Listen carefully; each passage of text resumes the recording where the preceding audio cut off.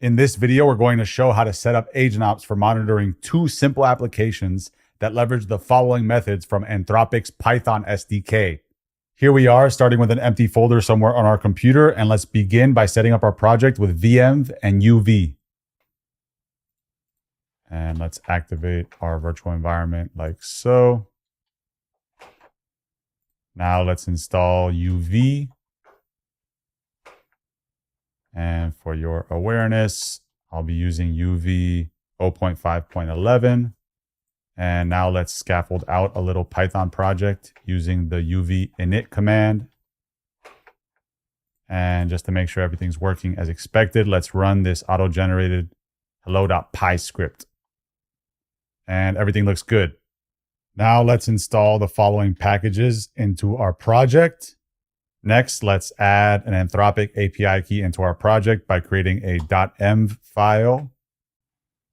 In the name of OCD, let's delete this hello.py script and create an examples folder with a 1.py script inside of it that will hold our first example. And let's paste in the following content that will consist of a prompt asking what is the meaning of life. Let's run this and see what Claude 3.5 Sonnet has to say by entering uv run examples 1.py,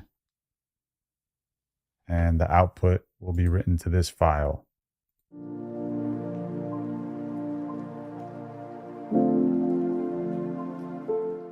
After pondering the meaning of life for a few moments, let's now move on to adding in AgentOps for monitoring each Anthropic API call.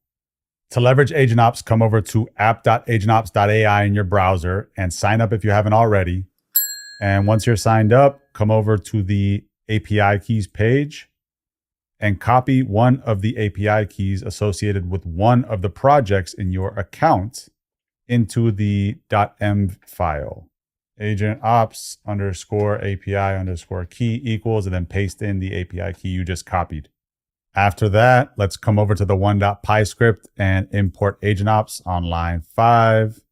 And then let's initialize AgentOps before making any Anthropic SDK calls. And notice how we're setting the auto start session parameter of the AgentOps.init function to be false. Using this approach will allow us to manually specify exactly where we want AgentOps to start and stop tracking our Anthropic SDK calls, which I love because it gives more control. Next, let's wrap our Anthropic API calls with the AgentOps.start session and AgentOps.end session functions. And let's also wrap this entire snippet in a try except clause so that we can handle any unexpected situations if they were to occur, like a bad internet connection, for example. So now let's give this a spin and see what happens. Here we can see that AgentOps prints out a link when the session starts and ends, and we can click on this link to be taken over to the AgentOps dashboard, where we can see an overview of all of the data that AgentOps collected about our call, such as the completion and the cost and metadata about the environment in which the call was ran. For completeness, let's also show an async streaming example by adding another file called 2.py and pasting in the following content.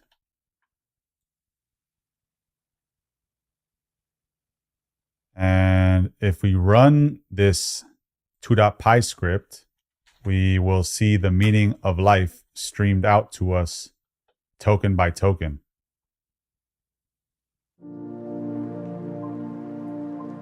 To add monitoring into this second example, let's import AgentOps on line 6 and initialize it, and replace line 46 with the following code that will wrap the asyncio.run method in an AgentOps.start session and AgentOps.end session function, as well as a try except clause in case anything unexpected happens. And if we save this and run it, we should see the same level of metadata or data being collected by AgentOps, right? We see the link printed when this session starts. And when the token stream ends, we should see another link printed. If we click on it, we'll be navigated over to the AgentOps console where we see all of the completion tokens and cost and the metadata about the environment in which the call ran.